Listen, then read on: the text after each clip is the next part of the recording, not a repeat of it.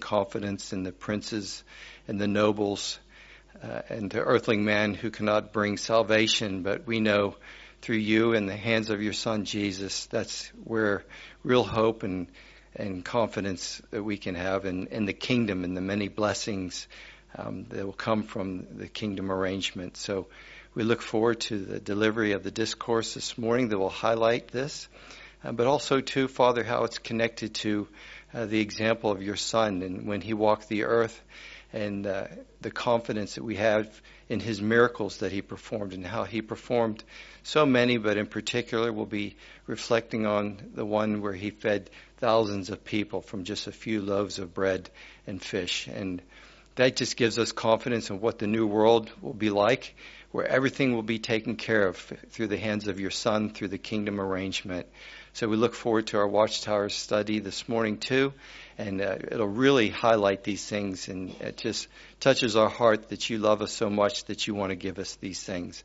So help us, Father, to focus on the material this morning. We pray for your blessing on Brother Conway. We know that he's prepared his heart and his mind, and he just wants to bring praise to you and to encourage us. So please bless his efforts, and also Brother Katrupi and Brother Hamilton as they take us through the Watchtower as well. They've prepared well for us, and they really want to highlight the important points in the Watchtower. So we thank you, Jehovah, that we can come before you in prayer, and we offer this prayer in the name of your Son and our King in heaven, Jesus Christ. Amen. So the theme of our public discourse is your confidence in Jehovah? So now we'd like to invite Brother Alan Conway from the Dundas congregation who will develop that theme for us. Thanks, Brother Alan.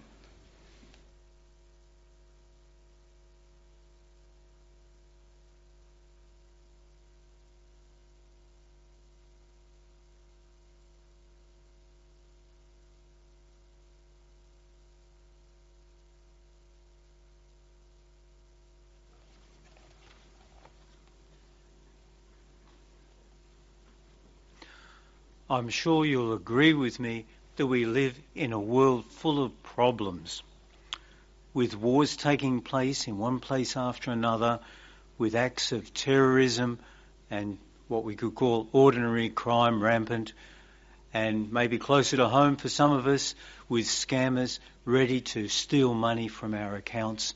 It creates a feeling of insecurity in the world, isn't that the case? And yet, political and religious leaders going back more than 100 years to the end of the First World War promised a period of peace and security that we could all enjoy together. Sadly, after 20 years, World War II smashed their hopes, but again, in 1945, with the United Nations up and running, they again proclaimed a new era of peace and security. Once again, the Cold War intervened. At the end of the Cold War, they still speak, maybe a little less full-heartedly, about peace and security. One politician recently talked about a new golden age which would come. And yet we see the same old problems, don't we?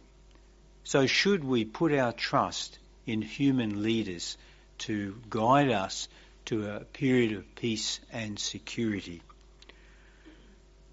This trust in human leaders is not something new. It goes back thousands of years. And I'd like to draw an example that comes 2,600 years ago, and it concerns the leaders and the people of Jerusalem, the Jews, who claim their creator Jehovah God as the one who would protect them. However, notice what these political leaders, especially and religious leaders, said according to the prophet Isaiah, chapter 28, verses 14-15. Let's read this together. Isaiah 28, 14 and 15. So hear the word of Jehovah, you boasters, you rulers of this people in Jerusalem.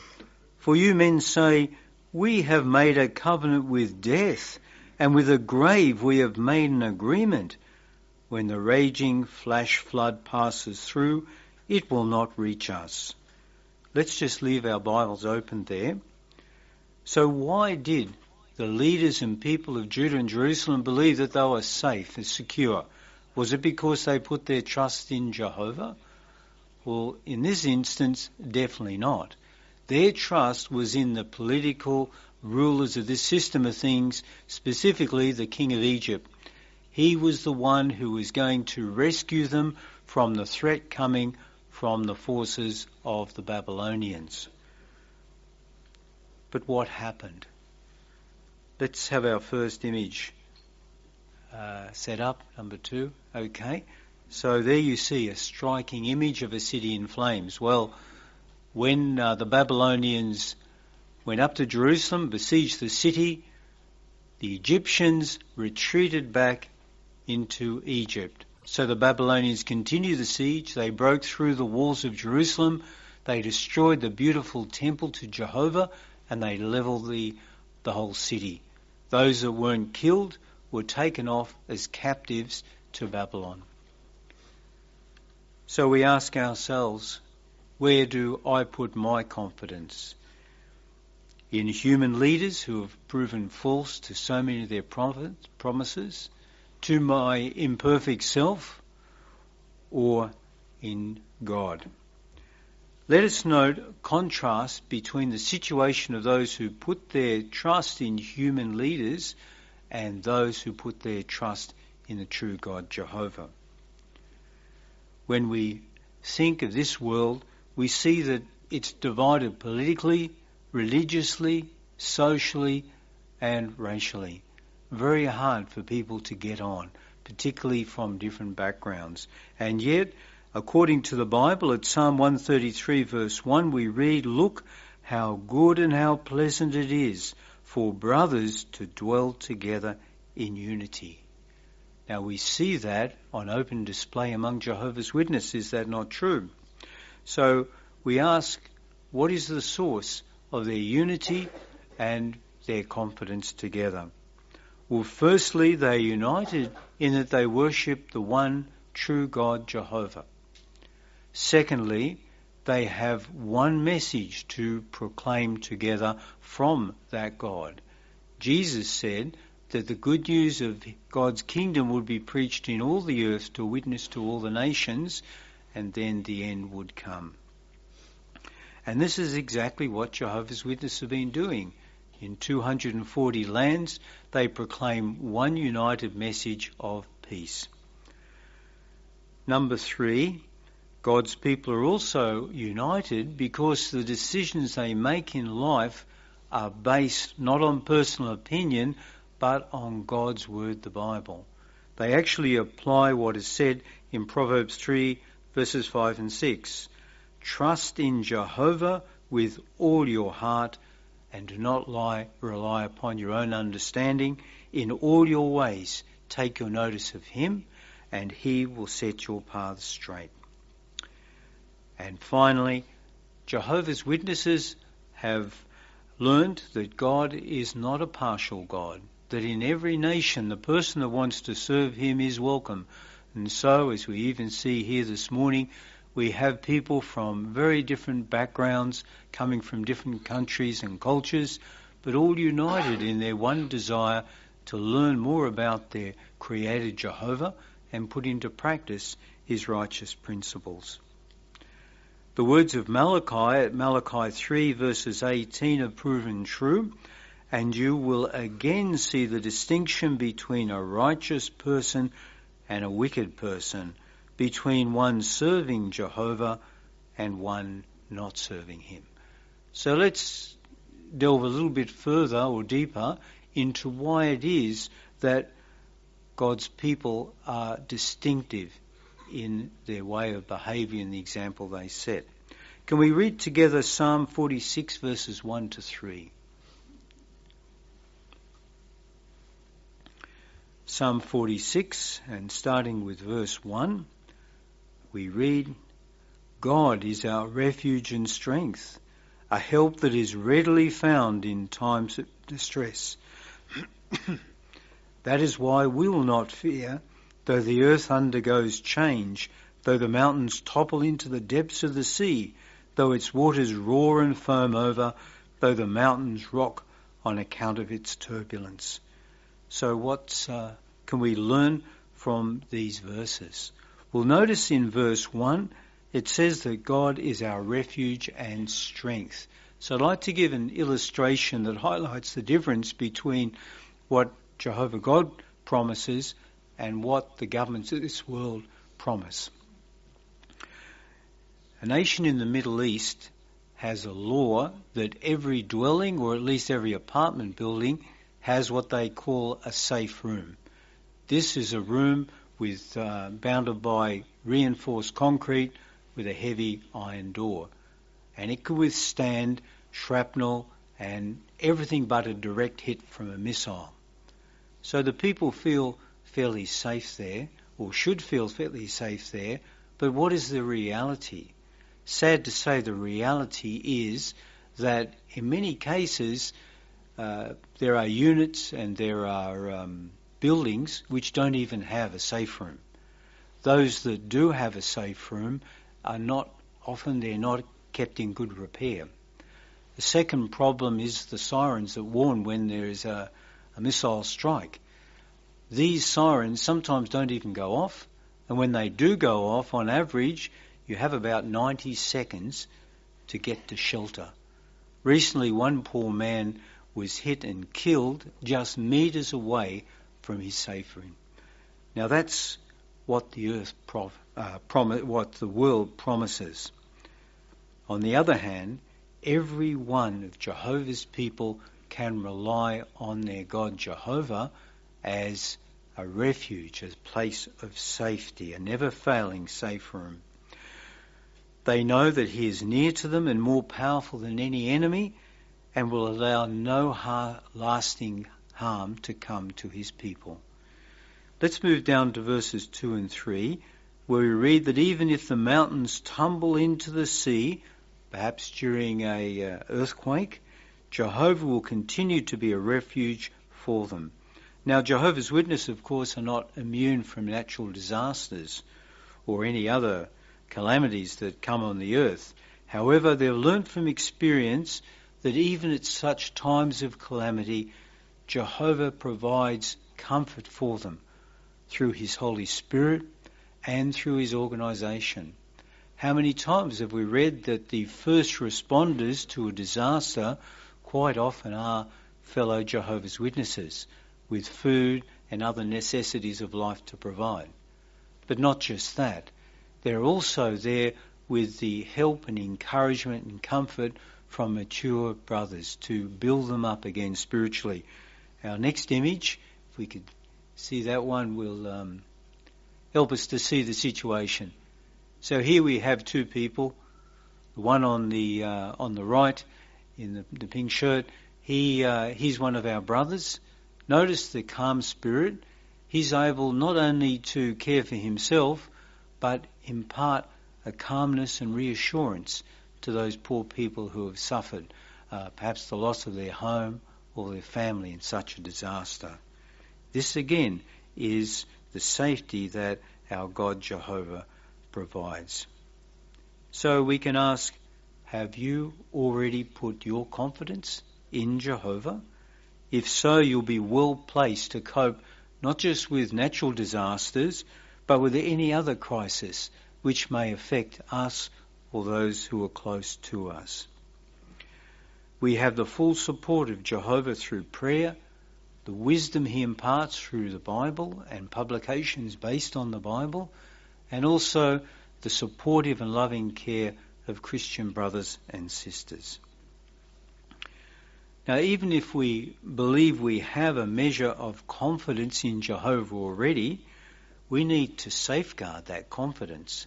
And if possible, we need to build it up for it to be even stronger in view of what may happen in what will happen in the very near future. Can we turn our Bibles again to the book of Proverbs this time, chapter 22 and verse 19. Proverbs 22 and verse 19.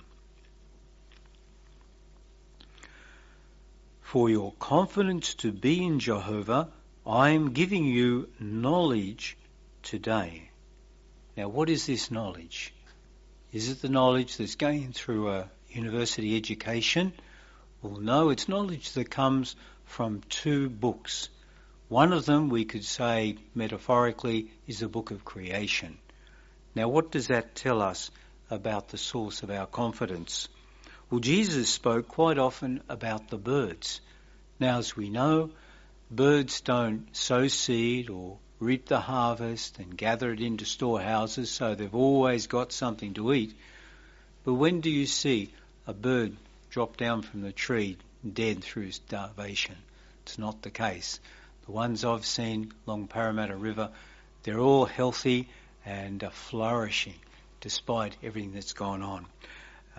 And this is a credit to their God Jehovah, who has enabled them to have what sustenance that they can maintain. So we can see that Jehovah does really care for them. And the earth is full of examples of his care, not just the birds, but also other animals. Now, how should this knowledge affect us? Can we read Proverbs 1:33? Just turning back several pages. Proverbs 1:33. It says, "But the one listening to me will dwell in security and be undisturbed by the dread of calamity." So if we put our trust in Jehovah, we do not need the financial stability or the health guarantees or even the walls around our home or sophisticated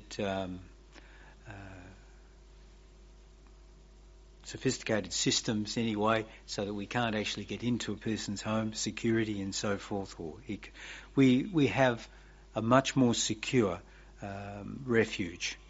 Things can happen. Economic downturn can weaken our financial situation.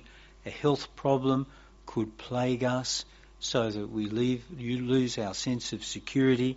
However, if we have the confidence that Jehovah is caring for us and he will care for us through any calamity, then we can be happy. Let's look at a fine example from the Bible. A man named by the name of Nehemiah, and his example of someone who relied on Jehovah. And God's word, the Bible, as we've seen, can provide that encouragement. We have accounts there of many who have put their trust in Jehovah, and we've seen the way it's worked out for them, haven't we? More recently, we've been discussing in our Bible reading an example from David. But let's focus on Nehemiah at the moment. After Jerusalem was destroyed in 607, people were exiled to Babylon for 70 years. After the 70 years, they returned to the land to start rebuilding Jerusalem and rebuilding the temple and so forth. But things didn't go smoothly. There'd been a change in the political situation. The Persian Empire now ruled the land, and what they had was a governor appointed by the ruler of Persia, and his name was Nehemiah. In addition, the land was surrounded by enemies, people who resented the Jews coming back and taking up their possessions against them, and they would appeal to the king of Persia to slow down the work, to stop the work, to cause trouble for the Jews. So you imagine they didn't feel very secure at that situation. Let's have a look at our next image, number 4. So here we have the city walls. They're beginning to be rebuilt, but they still have many gaps in them. They can't properly defend the city. So the people are frightened. But notice what Nehemiah said in Nehemiah chapter 4 and verse 14. Can we share that verse together? Nehemiah chapter 4 and verse 14. When I saw their fear, I immediately rose and said to the nobles and the deputy rulers and the rest of the people, do not be afraid of them. Remember Jehovah, who is great and awe-inspiring, and fight for your brothers, your sons and daughters, your wives and homes. Now the people took on Nehemiah's message and remembered Jehovah. In 52 days, as the picture, the image shows, that the whole wall system was rebuilt. Now they could feel secure. Now, was that simply because the walls were rebuilt? Well, rebuilt walls can easily be destroyed. That happened previously to Jerusalem. But they felt secure now because Jehovah had come through for them. They relied on him for their strength, and the plans of the enemies were all foiled, and there they were in a secure situation. So we could ask ourselves, when we face big problems, what do we do? Like Nehemiah, do we remember Jehovah? We really need to do so, and not just at times of big crises, but even smaller things which can sap us, problems which can sap us emotionally and even spiritually. We need to realise that Jehovah ultimately, he is the one that will care for us and won't allow any calamity to come upon us. But what does Jehovah expect from us? That's an important question, because many people outside of God's organisation view God as rather a harsh person who's demanding many things. But if we read it, Colossians 3 verse 23, we have the principle of what he does require. Colossians 3:23, we'll read it together. It says, whatever you are doing, work at it whole soul as to Jehovah and not to men. So we could ask ourselves, what does it mean to serve Jehovah whole-souled? Well, basically it means that our energies, our interests, our time, our resources, the key thing is our worship of Jehovah, and we put these things in second place to our worship of him.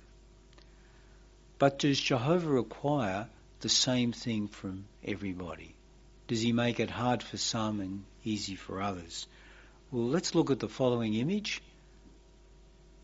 We actually have two contrasting examples from the Bible to illustrate what Jehovah wants us to do for him.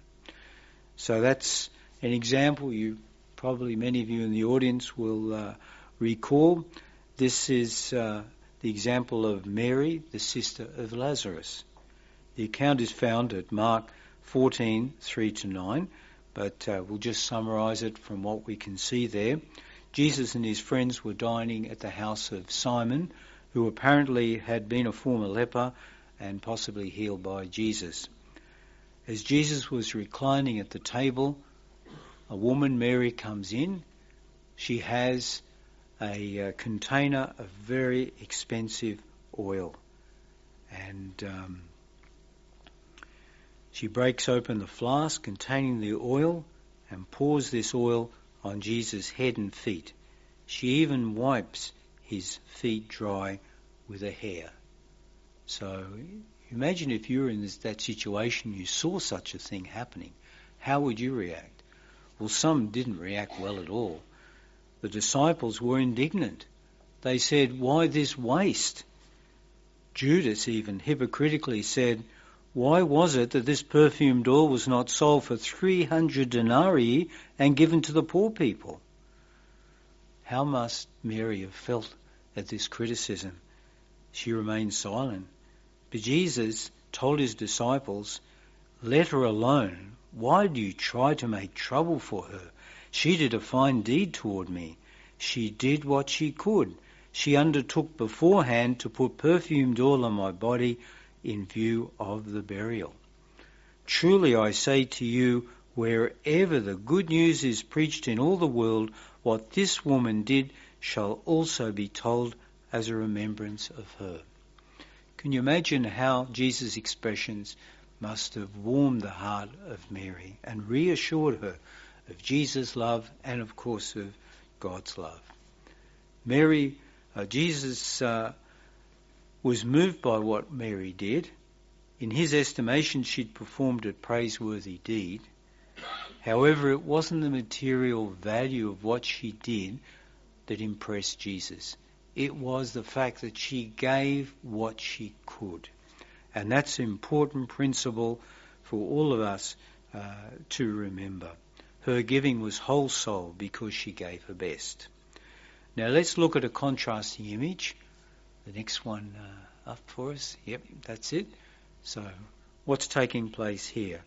Well, again, the record's from Mark 12:41 to 44, and it took place just a few days after the previous experience. It was Nisan 11, just a few days before Jesus' death. Jesus had spent a long day in the temple. He'd been fielding rather sticky questions about paying of taxes and the resurrection and many other matters.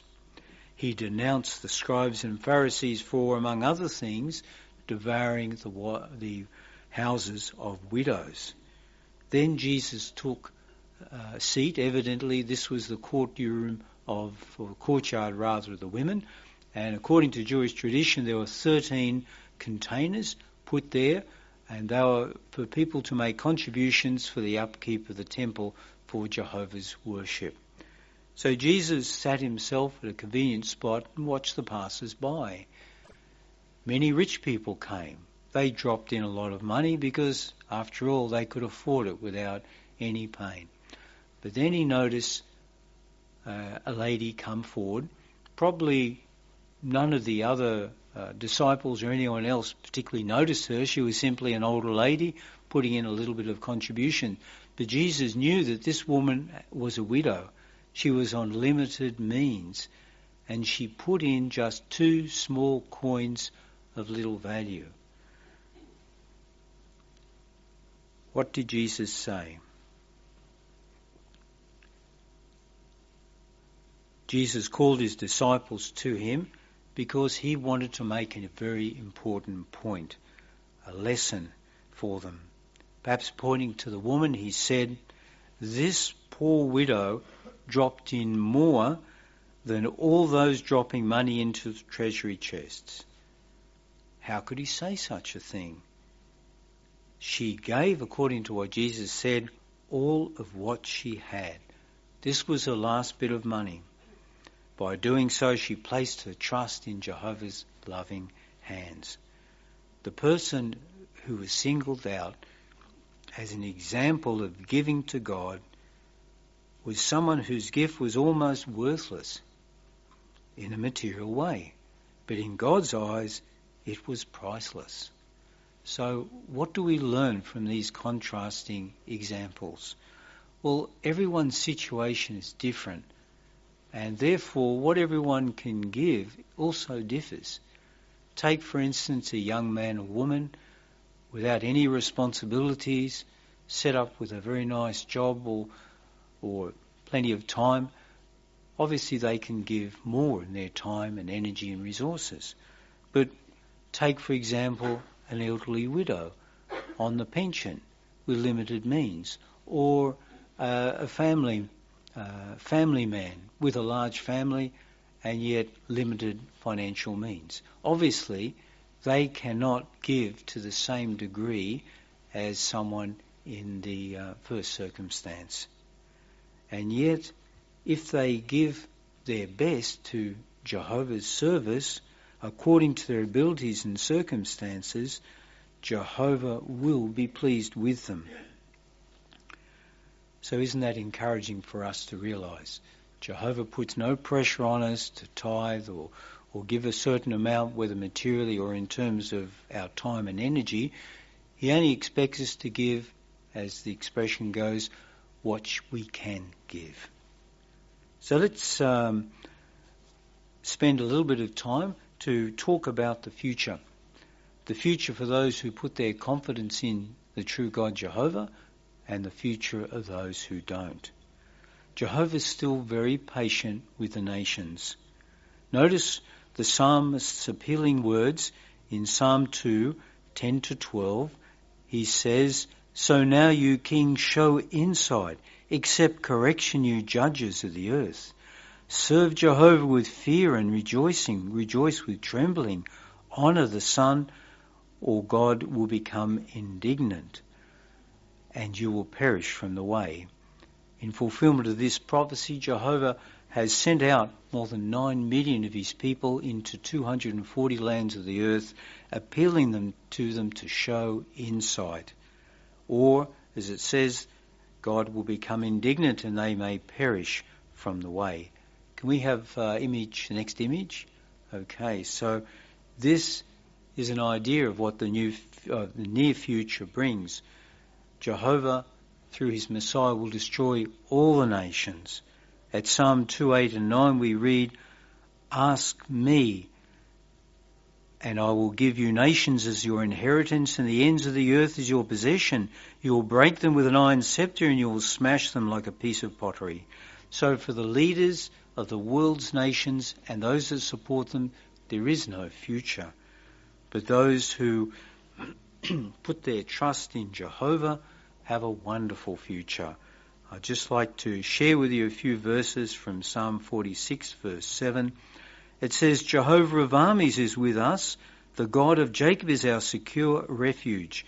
Come and witness the activities of Jehovah, how he has done astonishing things on the earth. He is bringing an end to wars throughout the earth. He breaks the bow and shatters the spear. He burns the military wagons in fire. Give in and know that I am Jehovah. I will be exalted among the nations. I will be exalted in the earth. Jehovah of armies is with us. The God of Jacob is a secure refuge." So can we have just the final image? Okay. So we see there the world that those who put confidence in Jehovah can inherit. No more wars, peace worldwide, people from different backgrounds getting along together, and even between humans in the animal kingdom there'll be peace. Certainly it's the future that God had always intended for humans, and this is the future that awaits all who put their confidence in Jehovah.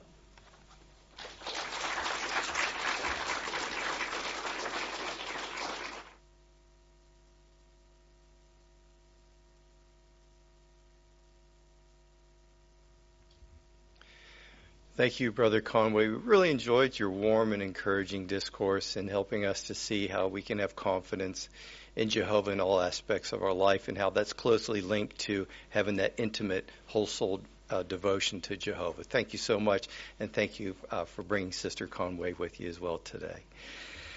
Well, if you enjoyed that talk, you'll like the one next week as well. This one's a little bit different. So if you're learning what the Bible teaches and you're visiting us today, this is an interesting topic for you. The topic is hell really a place of fiery torment? So we'll look forward to next week's public discourse as well. Well, let's now...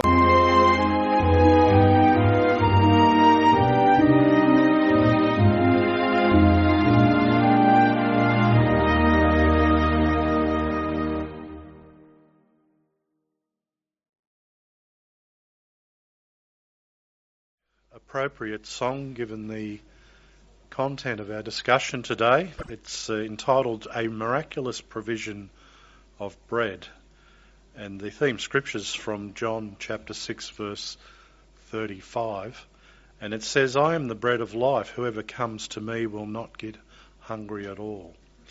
So the focus of our discussion today, it says, examine the account found in John chapter 6, which relates how Jesus multiplied bread and fish for a large crowd, and draw lessons from it.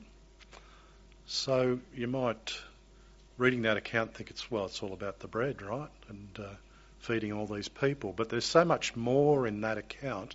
We're going to draw it out not only this week, but also next week as we break down John chapter 6. So to get our discussion underway, we'd like to invite Brother Hamilton to read paragraph 1 for us. Bread was a staple for many in Bible times. In fact, it was so important that the Bible sometimes uses bread to mean food in general. Bread was also a central feature in 2 of Jesus' well-known miracles. We find one of those accounts in John chapter 6. As we review this account, we will look for lessons that we can apply today.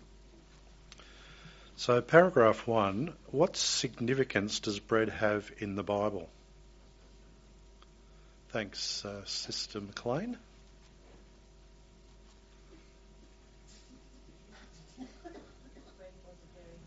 Don't think that's on.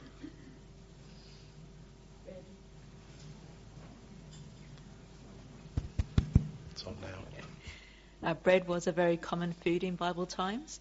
It was even used to refer to food in general. The study note for Acts 27, when speaking of having a meal, literally means to break bread, and this expression came to denote any kind of meal. So bread, like many cultures today, was very popular back then. Very nice. Thanks, Sister Jennifer. Brother Barchek, thanks. And we can see in Genesis chapter 14, verse 18, where Melchizedek comes out from Salem, who's the king priest of Jehovah. And when he met Abraham, he brought out bread and wine. So it was a common courtesy and hospitality towards people. It goes right back to thousands of years in Bible history. Yes, very good. And Brother Crider, please. Brother Crider. Yeah, and the significance of bread is so important. It's used in 2 of Jesus' miracles, as we will go through, and we'll learn some of the practical lessons from that. Yes, very good. Well, let's have a look at paragraph 2. After Jesus' apostles had finished a preaching tour, Jesus took them along by boat across the Sea of Galilee so that they could rest. They came to an isolated spot in the area of Bethsaida. Soon, though, thousands of people arrived and crowded around. Jesus did not ignore them. He kindly took time to teach them about the kingdom and to cure the sick. As it was getting late, the disciples wondered how all those people could get something to eat. Some of them perhaps had limited provisions, but most would need to go into the villages and buy food. What would Jesus do? Paragraph 2, in what situation did a need for food arise? Thanks, Sister Melencio.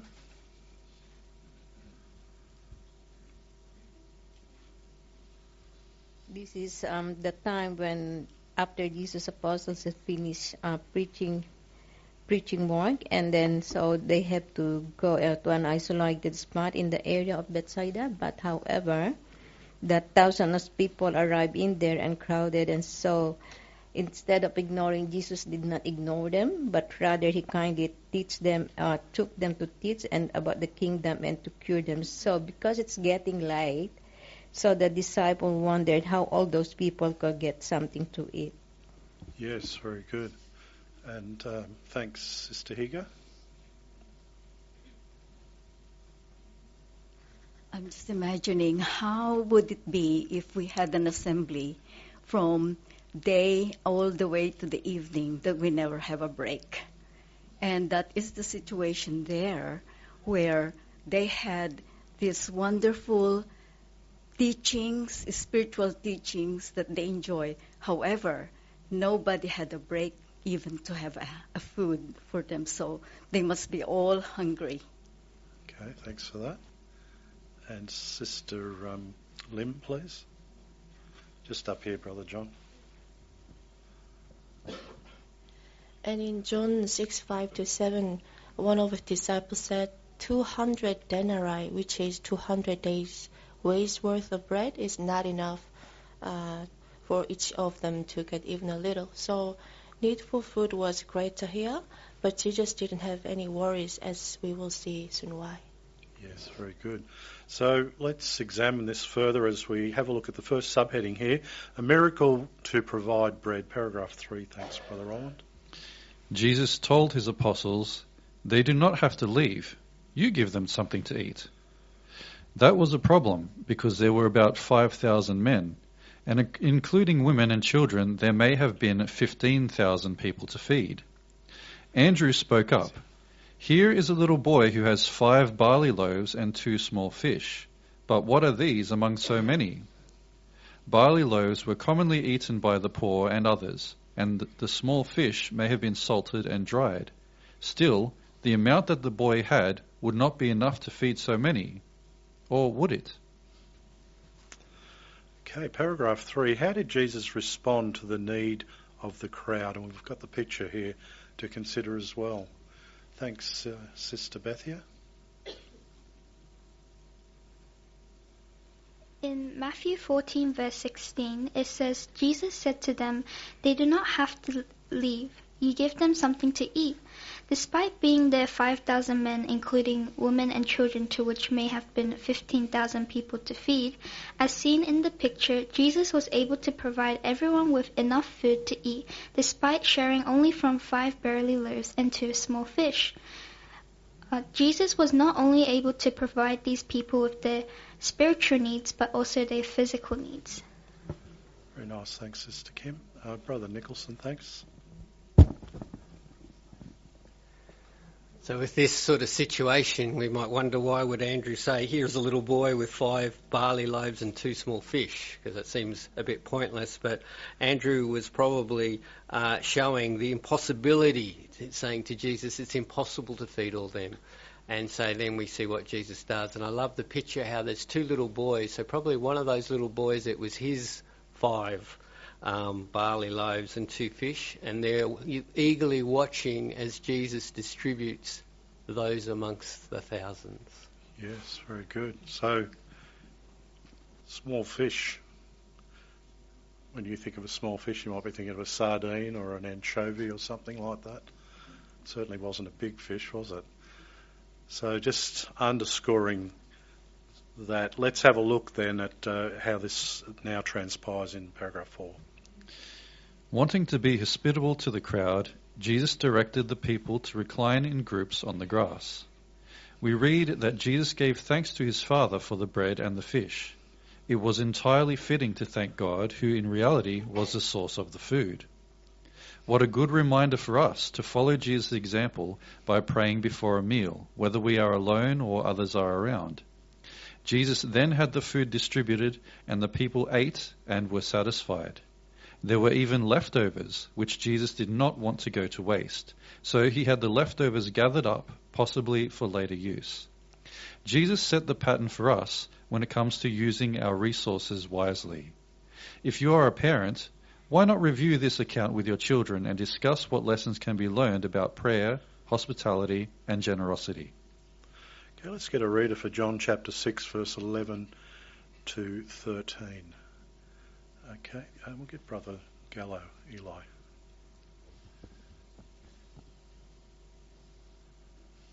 Jesus took the bread, and after giving thanks, he distributed it to those who were sitting there. He did likewise with the small fish, and they had as much as they wanted. But when they had eaten their fill, he said to the disciples, "Gather together the fragments left over, so that nothing is wasted." So they gathered them together and filled 12 baskets with fragments left over by those who had eaten from the 5 barley loaves. Very nicely read. So the question on 4, and we've got the picture here to consider as well, what can we learn from John chapter 6, verse 11 to 13? Okay, get Brother Davis first of all. Jesus gave thanks to his Father for the meal they were about to have, and because it was fitting, because really the power that Jesus was showing was from Jehovah God himself. So it's a good reminder for us to appreciate the food that we eat by giving thanks to Jehovah before we have it. Yeah, thanks, Brother Kevin. And we'll get Sister Christina, please. in verse 11, Jesus said, He took the bread. The act of Jesus taking the bread means He did it willingly without any man commanding Him to feed the people. So we learn here that He has hospitable and His kindness as He felt their hunger. Yes, very good. We'll get young Isaac, please. Always pray and thank Jehovah before we eat. Yes, excellent. Okay. Sister Kreider, please.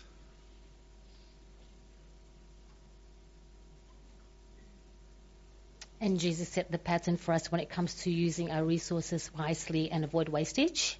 In John chapter 6, verse 12, Jesus said, gather together the fragments left over so that nothing is wasted. So here he was showing appreciation for Jehovah's provision by not letting the food go to waste. Yes, very good. And get the sister there. And in the images we can see ways in which we can show appreciation to Jehovah for what He provides for us. So we've got a young girl at school before lunch, which can be hard for the children to do this at school, even at high school, but it's good for them to take a moment to pray to Jehovah. We've work at colleagues and in the family life, so it's always very important to be able to thank Jehovah before our meals. Yes, very good. And Sister Melencio, please. The last part of the paragraph says that generosity, because Jesus can just make it just enough for the people to eat. But he says there, as in verse 12, it says that gather together fragments left over. So there's still left over on top of the satisfaction of all these people that is listening to him, so possibly for later use. Yes, very good. And Sister Villarino, please. I admire Jesus as a teacher because he took this situation, he created the situation when he asked, we will buy bread for these people to eat. And the Bible says in verse 6, he was saying this to test him, but because he knew what he was about to do. Jesus organized and planned everything, and with this situation, he showed them that he could feed people. He displayed hospitality. He prayed and teaches how to pray, and the importance of giving thanks to Jehovah, and also not to be wasteful. So in one simple situation, he was teaching, and much more that we're going to see after, how many things he created in just one situation that he did. Yes, very good. And our picture, what lessons we want to draw from this? Thanks, Brother Lim.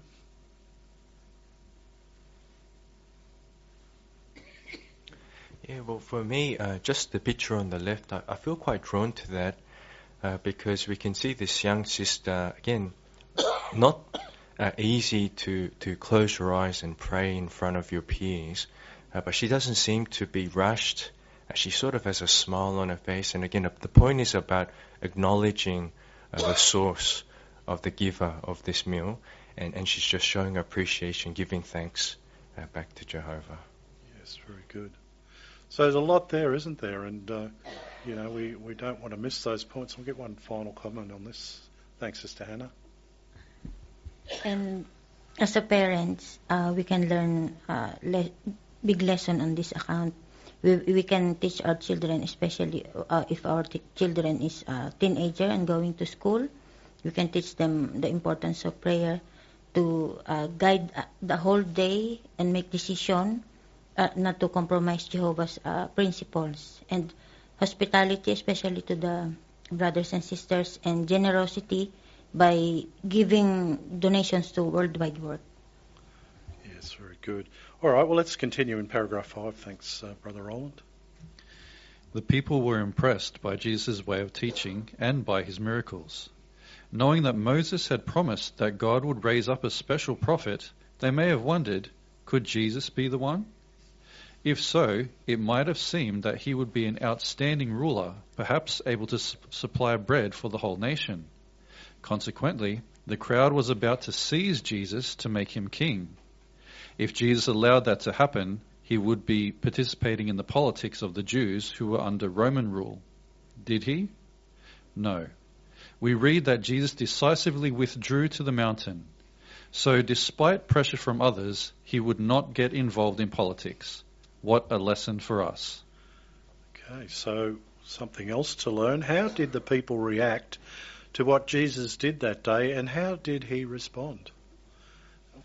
Thanks. We'll get young Desi Hamilton. The people were impressed by Jesus, so they thought that he would be a good ruler. They wanted to make him king, but Jesus went away to a mountain away from them because he knew that could not happen. Yes, very good. So what are we learning? Thanks, Sister Maria McCulloch. And two, they would have remembered what Moses had promised, that Jehovah God would raise up a special prophet that would, and so they would have wondered, could Jesus be the one that he had sent? Yes, very good. And Brother Simone, please.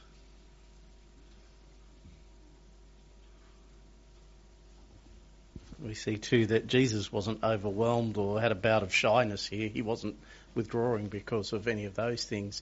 He made a decision, as the paragraph brings out. He decisively withdrew to the mountain, and so he wouldn't give in to that pressure. He knew exactly where he stood where it came to this world's politics and, of course, Jehovah's sovereignty. Yes. And Sister Cox, thanks.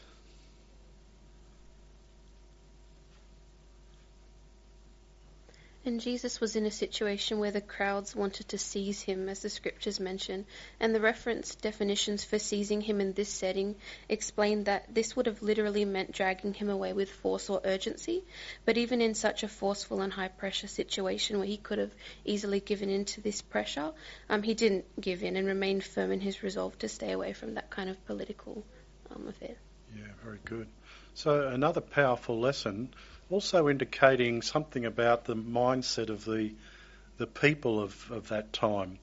And we can learn from that as well. So with that in mind, let's have a look at paragraph 6. Obviously, others will not ask us to multiply bread or cure the sick miraculously, nor will they try to make us a king or a national ruler. But they may urge us to get involved in politics by voting for or by voicing support for someone they feel will improve matters.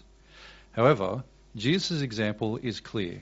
He refused to get involved with political affairs, even saying later, "My kingdom is no part of this world." Christians today do well to mirror Jesus' thinking and actions. We support, witness about, and pray for that kingdom. Let us return to the account about Jesus miraculously providing bread and consider what else we can learn. Okay, paragraph 6, and we've got another image we can consider here too. How can we show that we want to follow Jesus' pattern? Thanks, Brother Sky.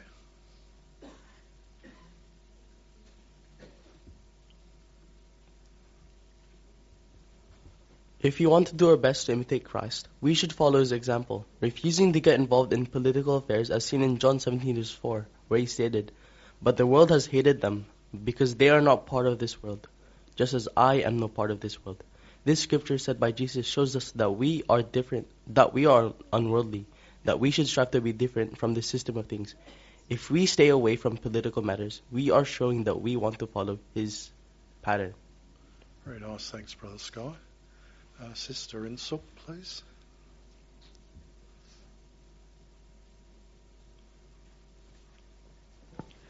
The fourth picture, we can see the situation in the governor residence. Pilate asked Jesus twice. That first, "Are you king of the Jews?" Jesus answered, "My kingdom is no part of this world." And when Pilate asked the second question, that "Are you king?" Jesus said that you yourself are saying that I am a king. Therefore, through Jesus, we could imitate him by supporting the kingdom while remaining neutral in the politics of the world. Thanks very much, Sister Lee. And thanks, Sister Sarah.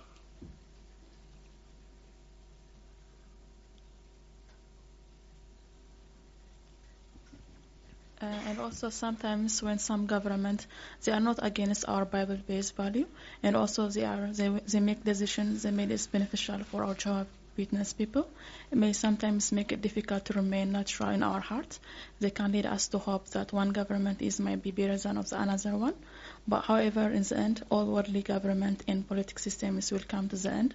That's why it's important to imitate Jesus by his thinking and his action regard of this, and because he set us a perfect example. Yes, very good. So we've got this picture, and here we see Jesus, and he's single-minded, very focused, isn't he? How do we learn from that example? What should be our focus? Thanks, Sister Leun.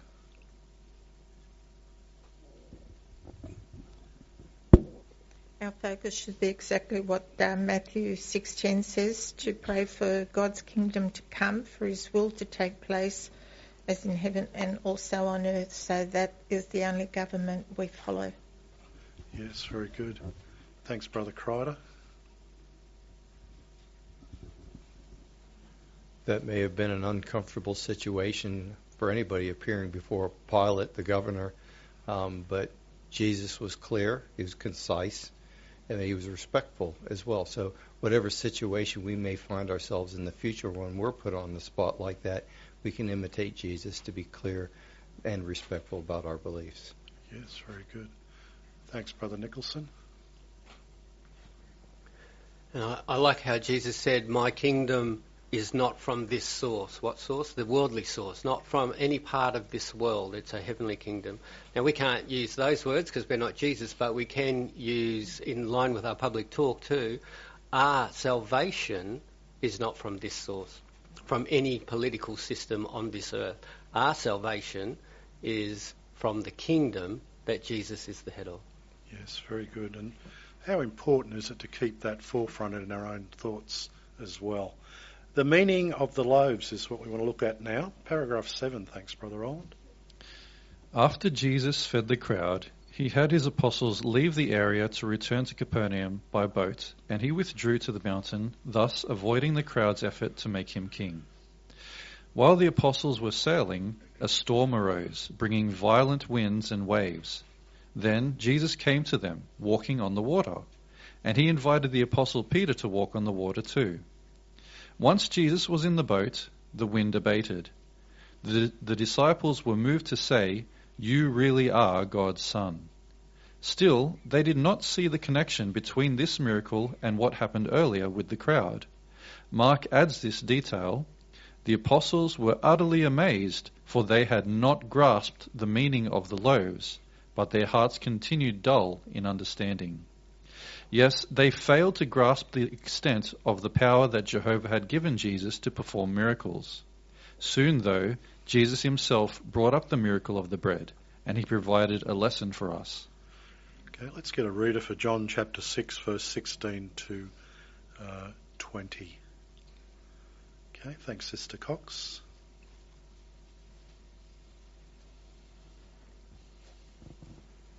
When evening fell, his disciples went down to the sea, and boarding a boat, they set out across the Sea of Capernaum. But now it had grown dark, and Jesus had not yet come to them. Also the sea was getting rough because a strong wind was blowing. However, when they had rowed about 3 or 4 miles, they saw Jesus walking on the sea, and getting near the boat, and they became fearful. But he said to them, "It is I, do not be afraid." Thanks, Sister Cox. So our question on 7, what did Jesus and the apostles do?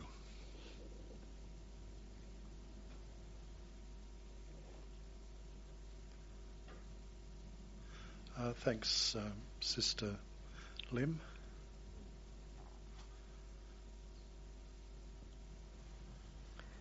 In John 6:16 to 20, after feeding the 5,000, Jesus sent his disciples ahead by boat while he withdrew to the mountain alone.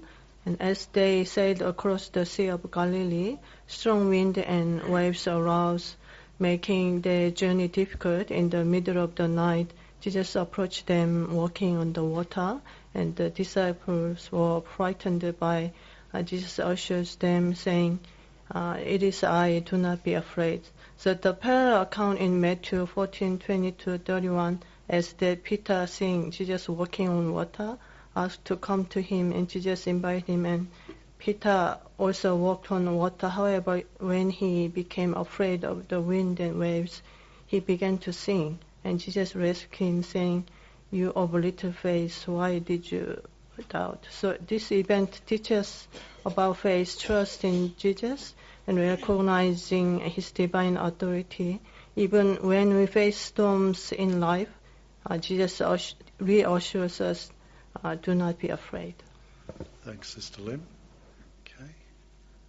Sister Jasmine Cox, please.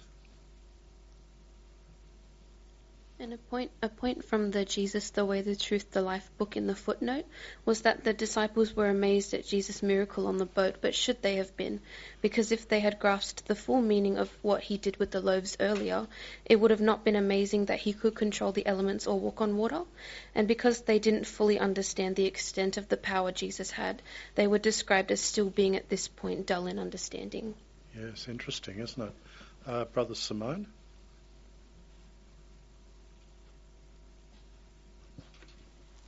Yeah, just I guess to add to that, one of those footnotes also mentioned that it was only a few hours earlier, so this wasn't very long. It was on the exact same day, and yet they still were showing signs of a lack of faith and not really grasping the meaning of what Jesus had done, and how that, of course, was power from Jehovah, and so it shouldn't have been surprising that they now saw their Lord walking on water. Yes, very good. So let's further this in 8 and 9. Thanks, Brother Roland. The crowd that Jesus had fed were focused on satisfying their physical needs and desires. How so? The following day, they saw that Jesus and his apostles had left.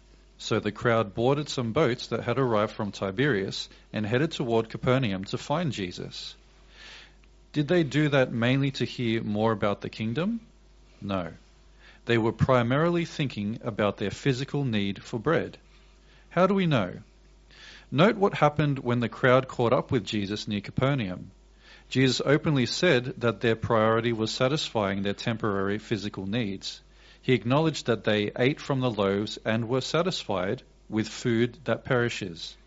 He urged them to work instead for food that remains for everlasting life. Jesus said that his Father would provide such food.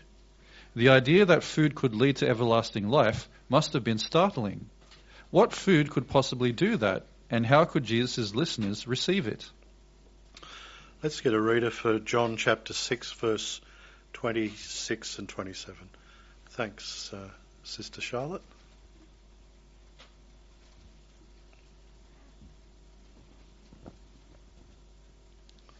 Jesus answered them, "Most truly I say to you, you are looking for me, not because you saw signs, but because you ate from the loaves and were satisfied. Work not for the food that perishes, but for the food that remains for everlasting life, which the Son of Man will give you. For on this one the Father, God himself, has put a seal of approval." Nicely read, thanks for that. So 8 and 9, why did the crowd pursue Jesus? Okay.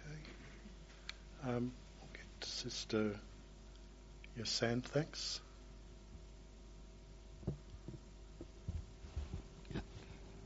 The crowd followed Jesus because they were focusing on fulfilling their physical needs and desires rather than seeking spiritual learning and gaining understanding about the kingdom. Yes, very good. And Sister Ibanez, thanks.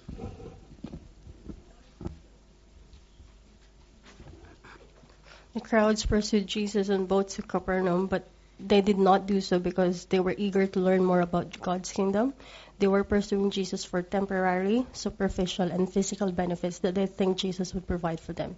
But as John 6, verse 26 and 27 says, what we should work for is for the food that remains forever. Very nice. Thanks for that.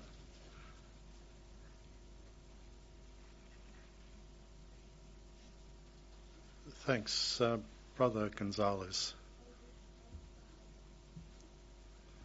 Yeah, the scripture that we read show that they wanted and they follow Jesus because they wanted just free food.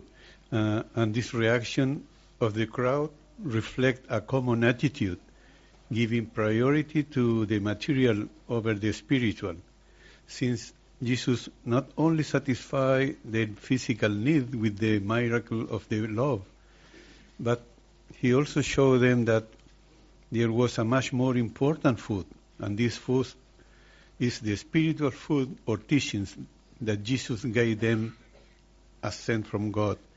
So Jesus emphasized that this food cannot be obtained by human means, but comes directly from Jehovah.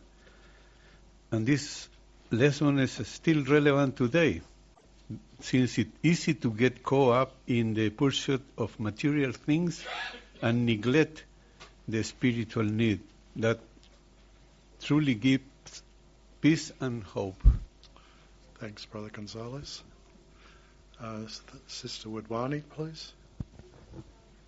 Just a couple of years ago when I had a study, somebody asked me, I said, would you like to come to the meeting? Is there lunch afterwards? I said, no, there's no lunch afterwards. We're only going there to hear what God is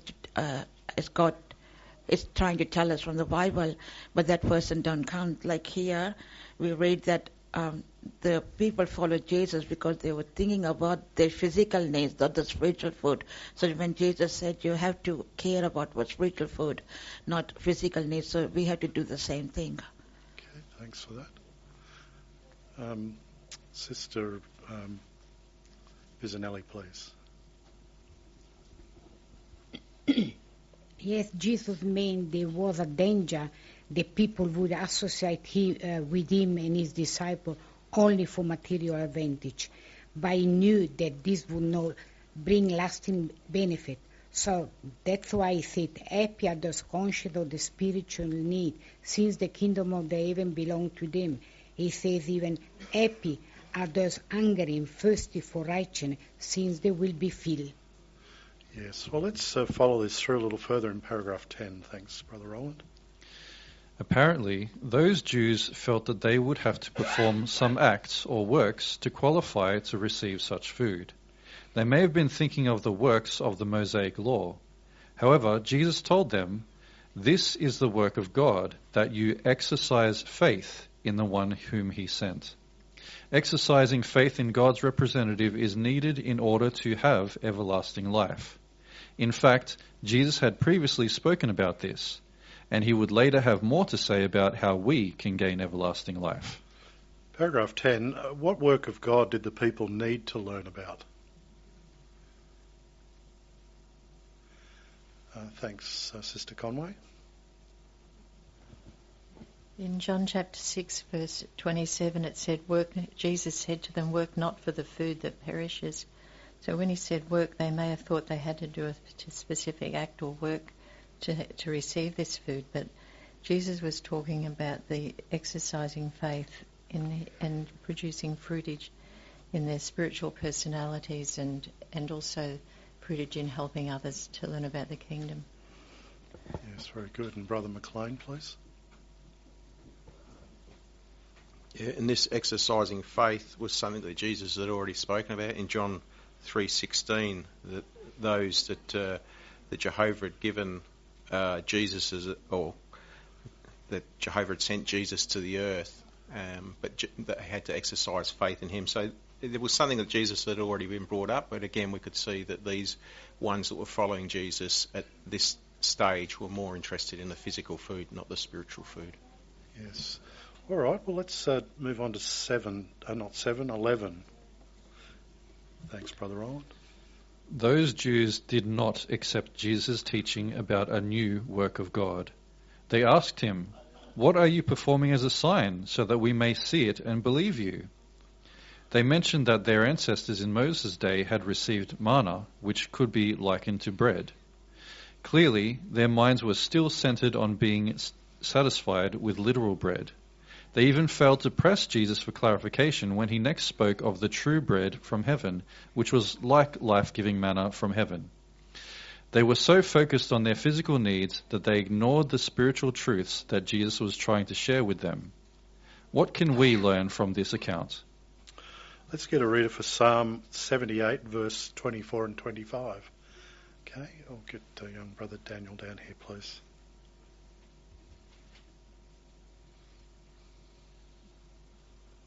He kept raining down manna for them to eat. He gave them the grain of heaven. Men ate the bread of mighty ones. He provided enough to satisfy them. Very nicely read. So, 11, we've got the question, how did the Jews indicate they were still concerned about being satisfied with bread? Okay. Get the sister there. Sorry, the name's just gone. Well, they asked Jesus to perform a sign for them so that they could accept what he was telling them. And in a very unsubtle way, happened to mention that their ancestors in Moses' day had actually received manna. So they were still fixated on literal bread or satisfying their physical needs rather than their spiritual, because they didn't ask Jesus for any clarification on what he said. And they ignored these spiritual truths that he was trying to impart. Yes. Very interesting, isn't it? Sister Sunday? And up to that point, the Jews only knew and were fixated on the physical works of God, not knowing that the work of God was always exercising faith. And we see in Hebrews chapter 11 with the likes of Abel, Abraham, and Noah, who were always guided by faith and not the works of Jehovah. And this is what the Jews had failed to learn and grasp. Yes, and John, thanks, Brother Harp. And when Jesus mentioned about the true bread from heaven, they couldn't understand that, but they failed to ask him or ask for more clarification. They ignored completely those important things, the spiritual food. They concentrated only on their physical need. Yes, very good. So it was a very base level that these people sort of took Jesus' words. They didn't really look for the true meaning. And the powerful miracles that he performed seemed to just whiz by them without them grasping the full nature of it. So we need to learn, don't we, from these examples and make sure our life doesn't align with theirs, but aligns with a true understanding of those powerful lessons that Jesus was trying to teach, which brings us to this subheading, our primary focus. Let's have a look at 12. Here is a key lesson for us found in John chapter 6. Our primary focus should be our spiritual needs. Recall that Jesus had made that point when rebuffing Satan's temptation. And in the Sermon on the Mount, he emphasized being conscious of one's spiritual need. Accordingly, we can ask ourselves, does my way of life show that I put greater emphasis on filling my spiritual need than on satisfying my physical desires?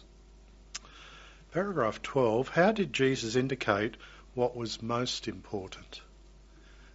Thanks, Sister Olivera.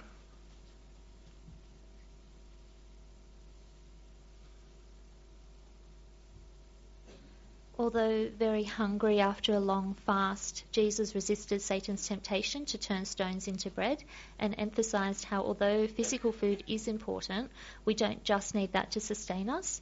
Jehovah knows exactly what we need and will always give us enough to survive, so long as we are conscious of our spiritual need and seek that first. Jesus also mentioned how happiness is what results from those who focus on that first, because Jehovah's kingdom will bring them blessings beyond what basic needs we may pursue now. Very good, thank you. And Brother Conway, please. Just a further thought on Matthew 5:3, being conscious of our spiritual need. Being conscious of our physical needs is very straightforward. We want to eat, we want to drink, and off we go. But being conscious of a spiritual need, well, there's people in this world that go through the whole life without any consciousness that they need more than material things. So we need to put in a bit more work in study and prayer and be able to seek out spiritual things. And Jehovah will reward us because it says there, the kingdom of the heavens belongs to you if you're conscious of your spiritual need. Yeah, very good. And Brother Bronkhorst, thanks. In the November 2024 Watchtower, we find a life story of a missionary couple in war-torn Liberia, and it shows how they could answer this question confidently at the end of this paragraph. To quote the brother, he says, "For months we were desperately short of food, but spiritual food was our lifeline. Bethel morning worships was our only breakfast, and we all appreciated the inner strength it gave us." Their example encourages me to want to imitate Jesus' example as they have. Yeah, very good. Well, let's move on then to paragraph 13. It is appropriate for us to pray for our physical needs and to enjoy satisfying these. Hard work that enables us to eat and drink brings joy and is from the hand of the true God. Still, we need to keep material things in their proper place. The Apostle Paul highlighted this when writing to Christians living near the end of the Jewish system of things. He brought up events from Israel's past, including what happened near Mount Sinai. He warned Christians not to desire injurious things as the Israelites desired them. The Israelites let their longing for food turn even Jehovah's miraculous provisions into injurious things. And in conjunction with a golden calf, they ate, drank, and had a good time. Paul cited their experience as a warning for Christians living before the end of the Jewish system of things in 70 CE. We now live near the end of a system of things, so we do well to take Paul's counsel seriously. Okay, so we've got two questions here. The A question, why can we rightly enjoy food? Would have thought everybody's hand would be up for this one. Okay, let's see. All right, thanks, Sister Whaley. Not Whaley. I did it again. Sister McLean. Well, we were reminded in the video on Monday night that Jehovah created us with abilities like taste and smell because he wants us to enjoy while we eat and drink as they are loving gifts from him. Yes, very true. And Sister Christina? And also in Ecclesiastes 2:24, Ecclesiastes 8:15 mentioned that hard work that enable us to eat and drink brings joy and is from the hand of true God. And also in Luke 11:13, Jesus teaches us it's appropriate for us to pray our physical needs and enjoy satisfying these. Therefore, it's not wrong to enjoy food because Jehovah himself said this. But still, we need to keep material things in their proper place. Very good. Let's get a reader for 1 Corinthians chapter 10, verse 6, 7 and 11. Thanks. Sister Wiley, thanks. Now these things became examples for us, in order for us not to desire injurious things as they desired them, neither become idolaters as some of them did, just as it is written, the people sat down to eat and drink, then they got up to have a good time. Verse 11, now these things happened to them as examples, and they were written for a warning to us upon whom the ends of the system of things have come. Thanks for reading that nicely. And our question on this, what warning merits our attention?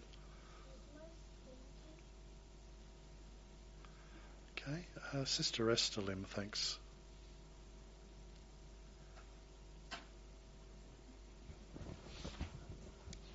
Well, Jehovah's provision, such as manna and quail, were not harmful in themselves, but the study note of the root scripture explains that because the people failed to appreciate Jehovah's provisions, their greedy and selfish desires made these blessings harmful to them. So it is really important lesson for us.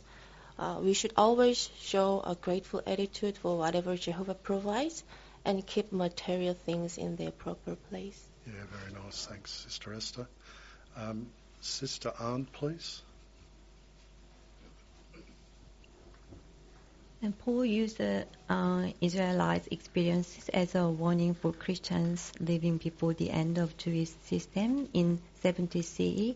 Similarly, since we are now living near the end of this system of things, his counsel is even more important.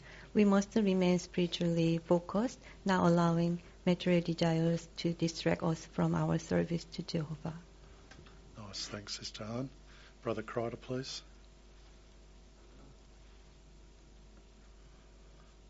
So we see a pattern here that even the Israelites had crossed the Red Sea and they'd been assembled at Mount Sinai, and that they were focused on these injurious things, eating and drinking and idolatry, and the same thing was happening. So they just saw Jehovah's miracle take place, and now the Jews, when Jesus' day, had saw Jesus' miracles taking place, and they were still missing the point. So it's a warning sign for us today. You know, we have miracles happening all around us each and every day. We see the wonderful spiritual food that we get from Jehovah's organization. That's what we need to focus on in our relationship with Jehovah, and not material things. Yeah, very good. Okay, 14. Thanks, Brother Roland. When speaking of our bread for this day, Jesus pointed to the time when God's will be done as in heaven, also on earth. What picture does that bring to your mind? The Bible indicates that God's will on earth includes good food. In line with Isaiah 25:6-8, there will be plenty of fine physical food to enjoy under Jehovah's kingdom. Psalm 72:16 foretells, there will be an abundance of grain on the earth. On the top of the mountains it will overflow. Do you look forward to using some of that grain to prepare your favorite type of bread or to try out new recipes?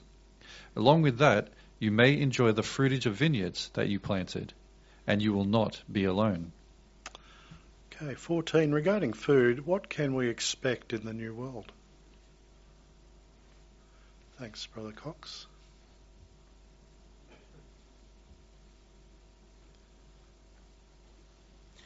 We can see from Psalm 72:16, it foretells there that there will be an abundance of grain on the earth, and on top of the mountains it will overflow. Now we know that grain's not ordinarily produced on mountaintops, so this just shows the abundance of food that will be available in the new world. Yes, very nice. Okay.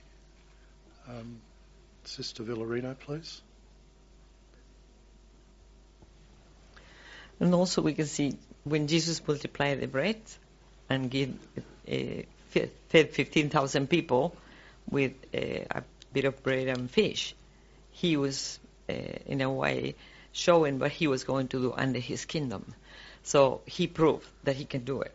So it's not just a promise. We can see that he did it before in a small, to show us how he was going to do it. And when we get in, for example, in Isaiah 25:6-8, Jehovah promises that it's going to be a banquet of rich dishes, banquet of wine, all kind of wondrous foods. Well, Jesus proved that he can do it, not in the human kingdom, under his kingdom that we are praying, as Matthew 6:9-11 show us that he did. Okay, thanks for that.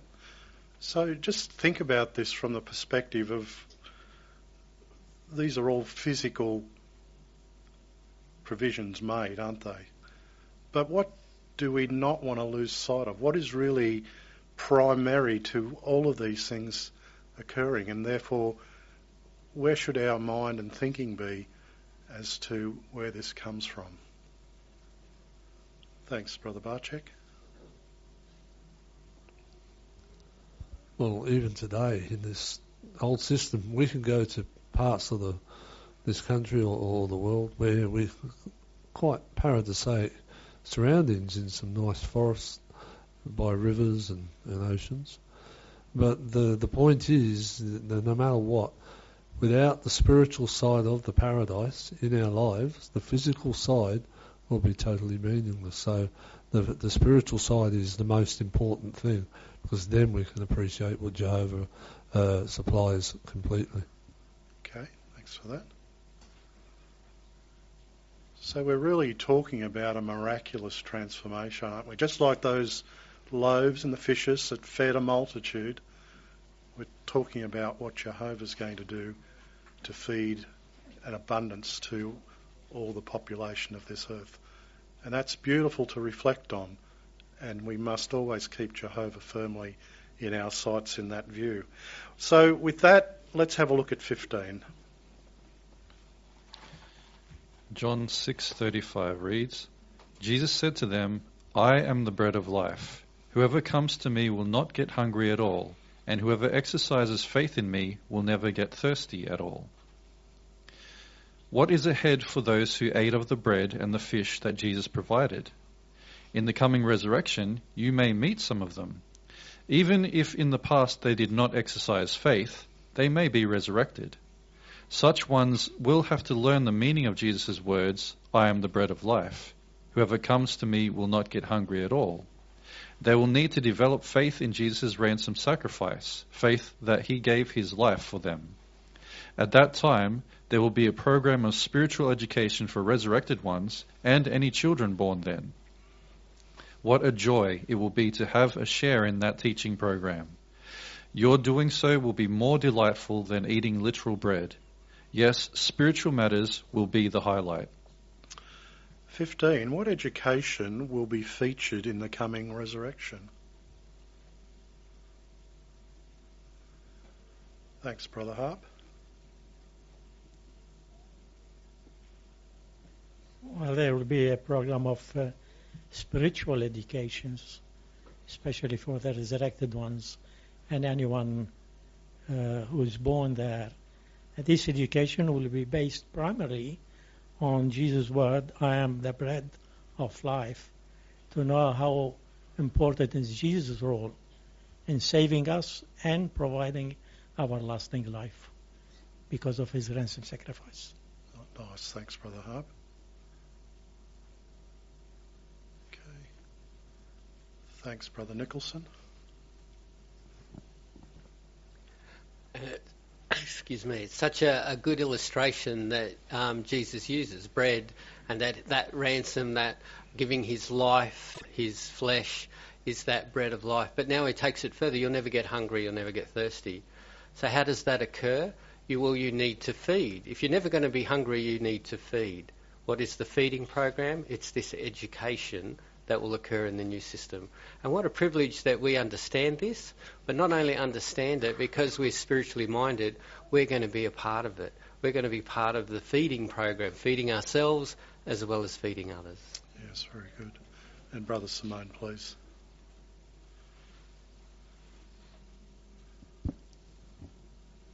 There's a really nice thought toward the end of that paragraph too, that as we are engaged in that teaching program and helping to feed others, then our joy will be even more than having physical food. So what a beautiful blessing that will be, because, as it says, the spiritual matters are the highlight. Yes, very good. Well, let's read paragraph 16, our final one. Thanks, Brother Roland. We have considered part of the account in John chapter 6, but Jesus had much more to teach about everlasting life. That merited the attention of those Jews, and it now merits ours. We will continue to consider John chapter 6 in the next article. Thanks for your fine reading today, Brother Roland. 16, what will we examine next?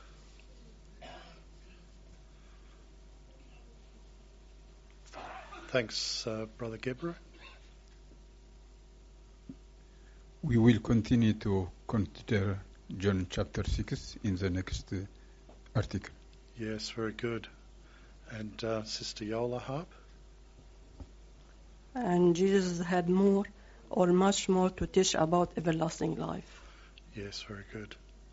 Okay, so an interesting discussion today.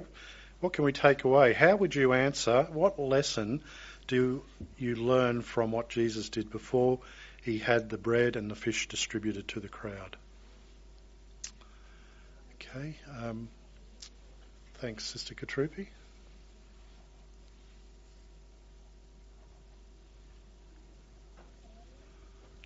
Jesus gave thanks to his Father for the bread and the fish, and that was fitting because Jehovah was the source of that food. So what Jesus did sets a pattern for us to show our gratitude before we partake of our meal. Yes, beautiful example. Thanks, Brother Denzel.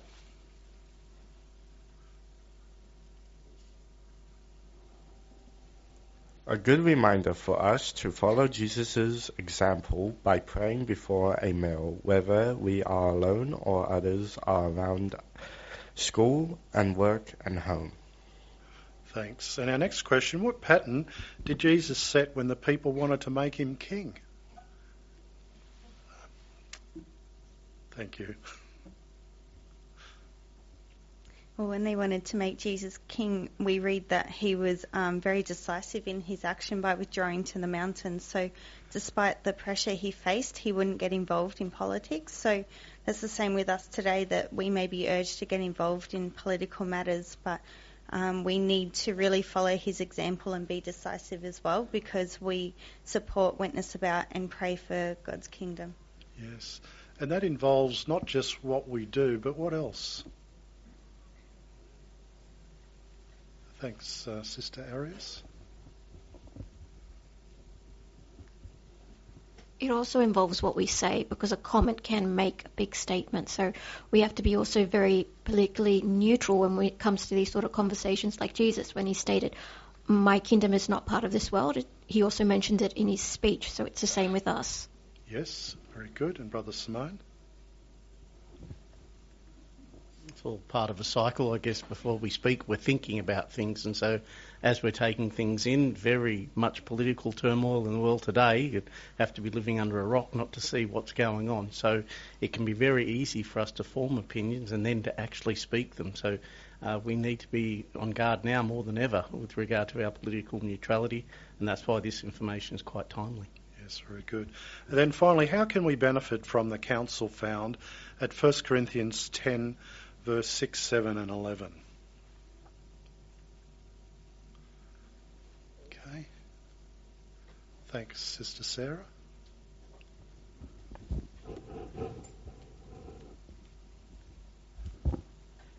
Yes, the Israelites let their longing for food turn even Jehovah's miraculous provision into injurious things, and that leads them into adultery. So the lesson for us is to not let our physical desire overpower our desire for spiritual things. Yes, very good. So a very powerful lesson. And Sister Ibanez, thanks.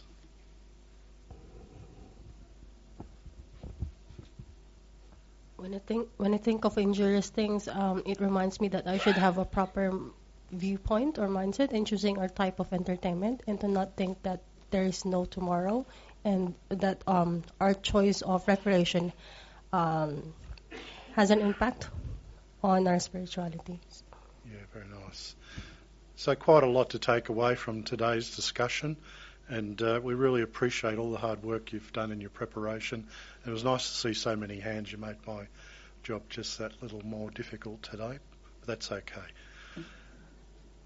So with that in mind, we'd like to close our meeting. We've got a song. It's Song 20, You Gave Your Precious Son, and we invite you to stand to sing that, and following that we'll invite our speaker, Brother